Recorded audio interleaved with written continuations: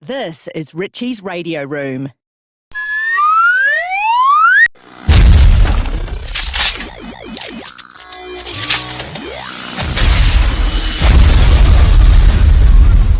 Before using a new soldering iron or after replacing the tip, you need to tin it. You simply tightly wind some solder onto the cold tip and then turn it on. In a couple of minutes, you'll start to see it smoke. That's the rosin core inside boiling off. Slowly spin the iron from side to side to coat the tip evenly.